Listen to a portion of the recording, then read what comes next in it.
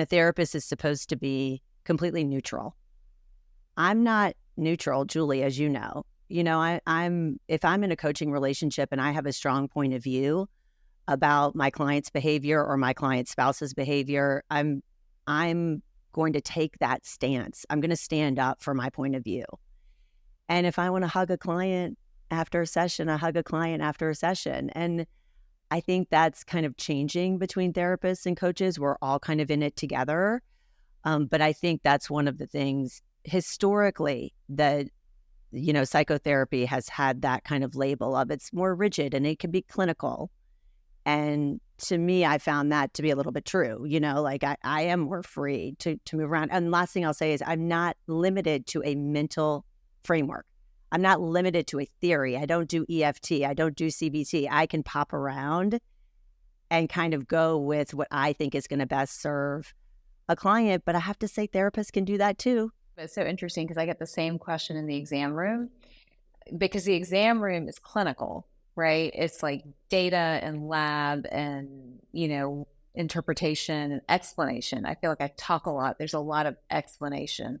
But then people have to go home, with the information that I've given them. So I've always, because there's a lot of like, why do I need a coach? Like, I'll figure this out myself, But when you go home and you're with yourself and your thoughts and your life and your partners and whatever else, that's where like the rubber hits the road. And I feel like that's where coaches really matter. So I wonder if it's sort of that same kind of dialogue there that you need a coach to get through the day-to-day of life, because theory and clinical data and all of that is great, but it still has to be really practical. So I don't know if you make all of this super practical, Again, the word coach means that you're held accountable, right? And so I think from a client perspective, what I have gained the most is feeling a sense of accountability to the conversations that we've had, to some of the goals that we've set, the behaviors that I want to practice.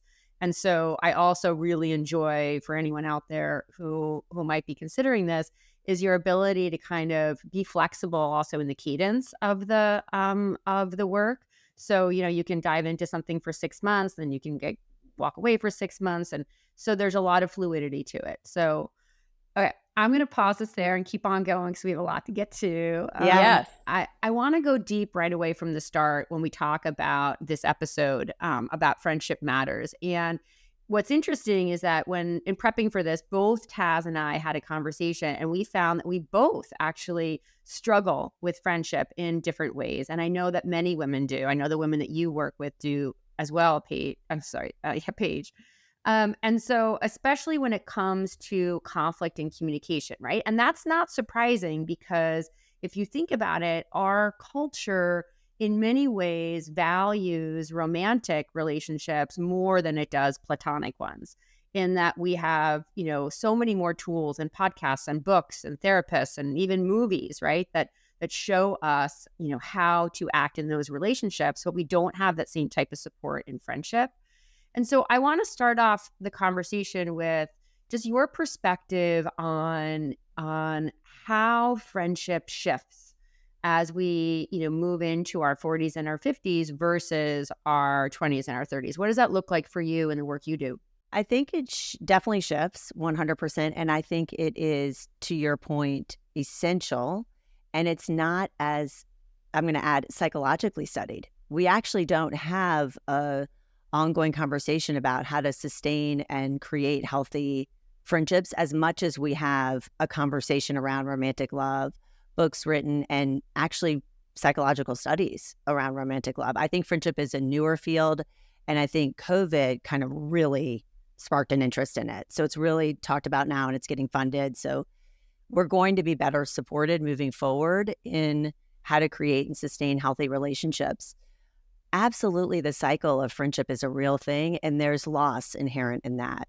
So I'm bad about remembering a study, but I just heard the other day that every 7 years, the group of people with whom you spend the most time shifts. And I was wondering, I didn't read the extent of the study, but when I heard it in passing, I was thinking, I wonder if that's related to the age of our children, because I know that's been true in my life. I've chosen to get married and have children. And the cycle of people with whom I'm spending a lot of time often reflects the age of my children. So I think that's part of it in family life. That shift is part of it. Another big thing that happens in friendship is your own life transitions will impact how you show up in those friendships. So, for example, in my coaching world with clients, if they're going through a divorce, that can change friendship. If they're going through cancer treatments, that can change friendship. When you move locations, you could move neighborhoods, you could move out of the state. So then it becomes, can this particular friendship, can I stay close to this person? All the things that used to connect us before are now shifting and changing. So what is our connection? What is it based on? And so I do find that there can be a shift, there can be changes, and we don't talk about how hard that is. We don't really have a space in an ongoing conversation in our culture at large around grief. And if we do, it's a big loss. It's like someone died, or there's grief personally in our life around health loss or career change or financial loss. I think there's a real loss. There's an undercurrent of when you used to be close with someone, and you see that person, and you could see them physically, or you could see them on social media with somebody else, or see a photograph, or have a memory of that person, and you miss those years that you were close with that person. I think that's a real thing. It's people need to talk about it. They need to think about it. I've had coaching and relationship conversations about that kind of thing. And so that could speak to kind of the subtlety, but absolutely we move in cycles.